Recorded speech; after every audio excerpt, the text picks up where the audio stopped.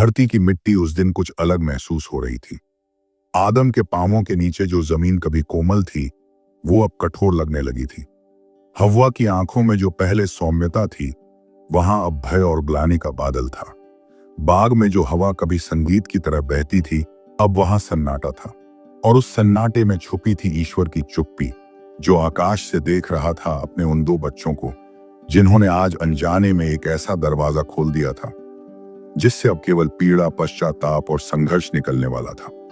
ये वही दिन था जब परमेश्वर ने वह वचन कहा जिसने पूरे मानव इतिहास की दिशा ही बदल दी।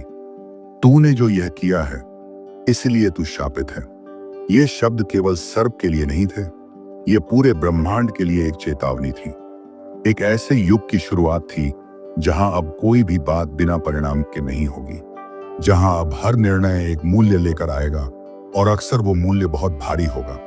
आदम और हव्वा की आंखों से पर्दा हट चुका था। अब वे नग्न थे, सिर्फ शरीर से नहीं, आत्मा से भी। और ये नग्नता उन्हें जला रही थी। वो शर्मिंदगी उन्हें भीतर से चीर रही थी। उन्होंने बाग में छिपने की कोशिश की थी, लेकिन कोई भी वृक्ष अब उन्हें बचा नहीं पा रहा था, क्योंकि वह परमेश्वर अब वहां आ चुका था, न्याय करने, प्रेम के साथ भी और न्याय की तलवार के साथ भी। आदम, तू कहां है? ईश्वर ने पुकारा। यह आवाज किसी गुस्से की नहीं थी।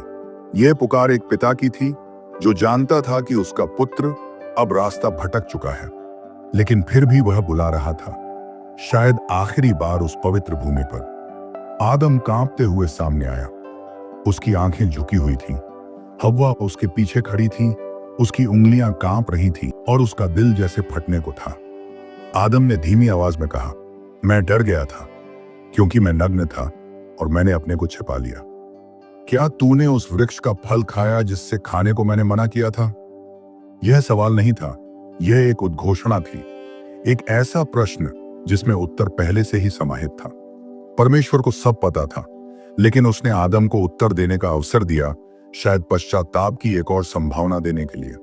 लेकिन आदम ने कहा, उस स्त्री ने जिसे तूने मेरे साथ रखा, उसने मुझे वह फल दिया और मैंने खा लिया।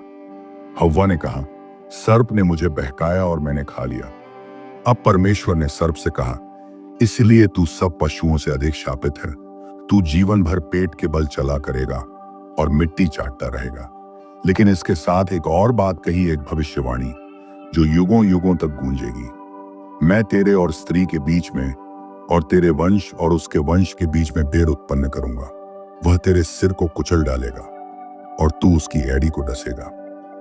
यहीं से शाप की शुरुआत नहीं हुई, यहीं से उद्धार का वादा भी शुरू हुआ। फिर परमेश्वर ने स्त्री से कहा, मैं तेरे गर्भवती होने की पीड़ा बहुत बढ़ा दूंगा। तू पीड़ा से संतान उत्पन्न करेगी।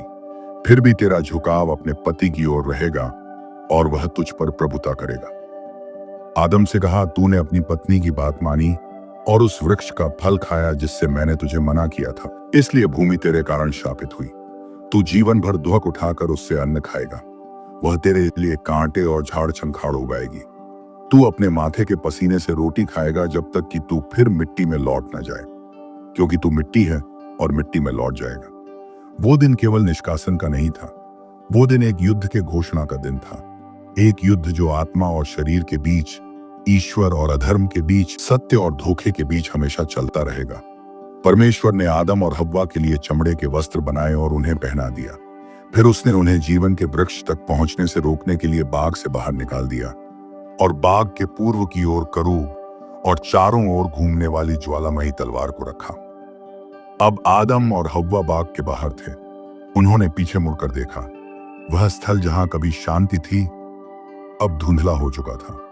वे अब एक नई भूमि पर खड़े थे, एक ऐसी भूमि जो उनके पैरों को कांटे चुभाएगी, लेकिन उनकी आत्मा को कुछ सिखाएगी। उन्हें अब जीवन जीना था पश्चाताप के साथ। हव्वा की आंखों में आंसू थे।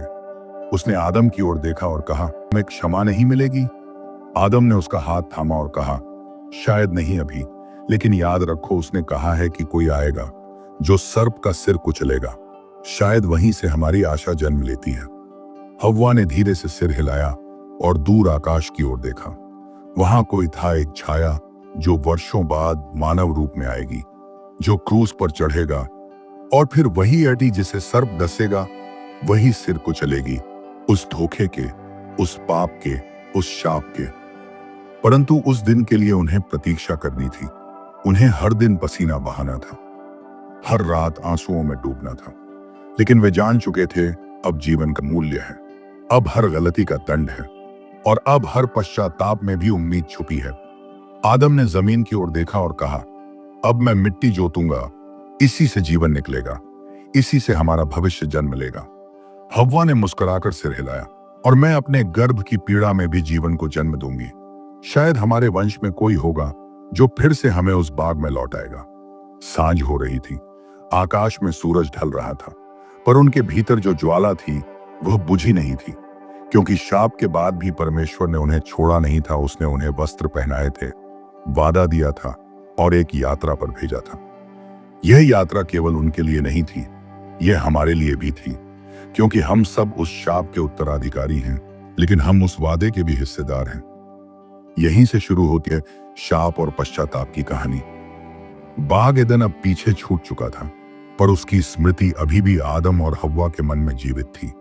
वहां की ठंडी हवाएं, शांति से झूमते वृक्ष, परमेश्वर की उपस्थिति, सब एक सपना बनकर रह गया था। अब उनके चारों ओर केवल कठोर जमीन, झाड़ियों में छुपे कांटे और ऊपर का तपता हुआ सूरज था। लेकिन भीतर कुछ और भी जल रहा था, एक ऐसी आग जिसे न पश्चाताप बुझा पा रहा था, न ही समय। हव्वा अब एक मां बनने वाली थी। हर दिन उसके शरीर में दर्द बढ़ रहा था, लेकिन वह सिर्फ शारीरिक नहीं था, वह आत्मा का भी था। हर बार जब उसके भीतर कोई हरकत होती, वह डर जाती, क्या यह जीवन है या फिर शाप का बोझ। आदम दिन भर खेत में पसीना बहाता। जमीन की मिट्टी अब उसकी हथेलियों की लकीरों में बस गई थी।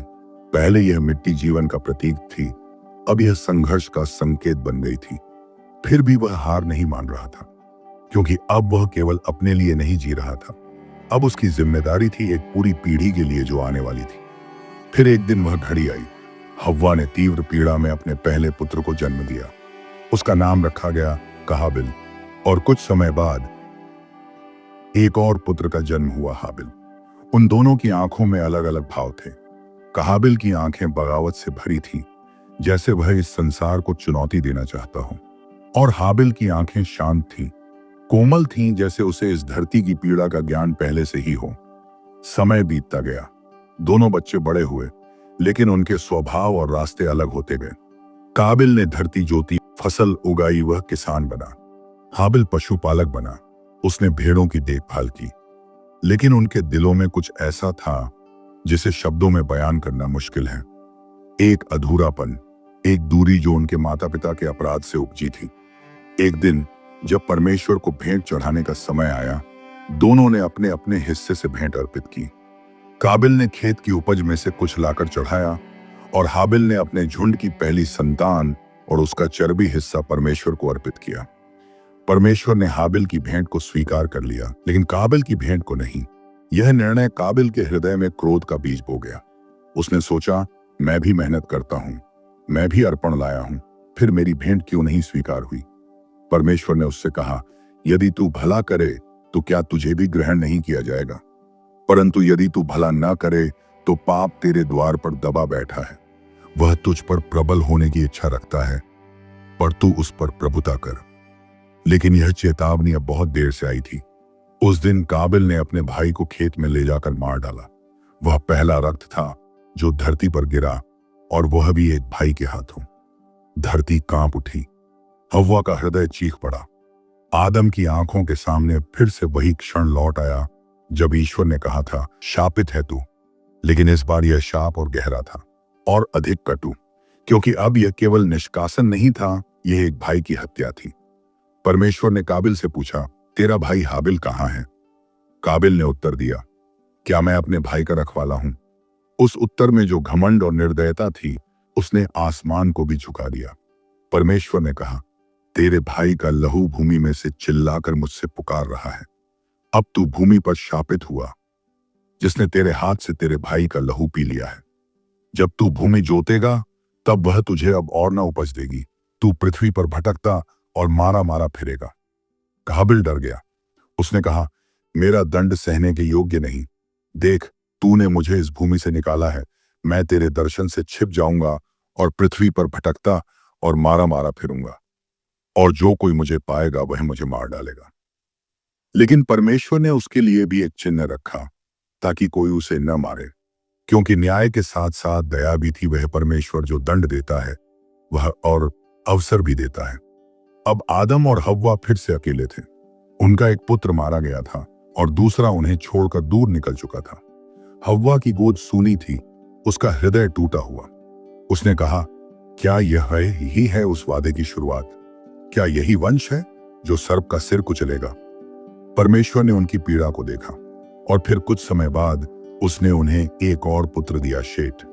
हव्वा ने कहा, ईश्वर ने मुझे एक और वंश दिया है, हाबिल के स्थान पर। और वहीं से फिर एक नई आशा ने जन्म लिया। शेठ के वंश में वह वादा जीवित रहा। एक दिन आएगा जब एक मुक्तिदाता जन्म लेगा जो हर शाप को समाप्त करेगा, जो हर पश्चाताप को स्वीकृति में बदल देगा, जो पाप से त्रस्त इस संसार को फिर से पवित्र बनाएगा। शाप की शुरुआत भयानक थी, पर पश्चाताप की शुरुआत भी वहीं से हुई थी। जब हव्वा ने रोते हुए परमेश्वर से कहा था, मुझे क्षमा कर, तब पहली बार आसमान की ओर एक पुकार गई थी और परमेश्वर ने वह पुकार सुनी थी। अब इतिहास की गाड़ी आगे बढ़ रही थी। शेठ के पुत्र, फिर उनके पुत्र, पीढ़ी दर पीढ़ी संघर्ष चलता गया। लेकिन हर मां अपनी संतान को देखकर आशा करती थी कि शायद यह वही है जो सर्प का सिर कुचलेगा। और फिर बहुत वर्षों बाद एक कन्या को स्वर्गदूत ने कहा, हे मरियम, तू गर्भवती होगी और एक पुत्र को जन्म देगी, और तू उसका नाम यीशु रखना, क्योंकि वह अपने लोगों को उनके पापों से उद्धार देगा। वहीं से पूर्ण हुआ वह वादा जो हव्वा के समय दिया गया था। लेकिन उस दिन तक, जब तक वह न आया, हर पीढ़ी को संघर्ष करना पड़ा। उन्हें शाप को ढोना पड़ा, पश्चाताप की पीड़ा सहनी पड़ी। लेकिन उन्हें यह भी याद रखना पड़ा कि परमेश्वर न्याय करता है, पर वह त्यागता नहीं। वह शापित करता है, अभी करता है। आदम और हव्वा की कहानी केवल एक गिरावट की कहानी नहीं है, वह पुनर्स्थापन की भी कहानी है। वह सिखाती है कि चाहे हम कितना भी गिर जाएं, परमेश्वर फिर भी वस्त्र देता है, फिर भी पुकारता है, फिर भी आशा देता है। और यही है शाप और पश्चाताप की शुरुआत।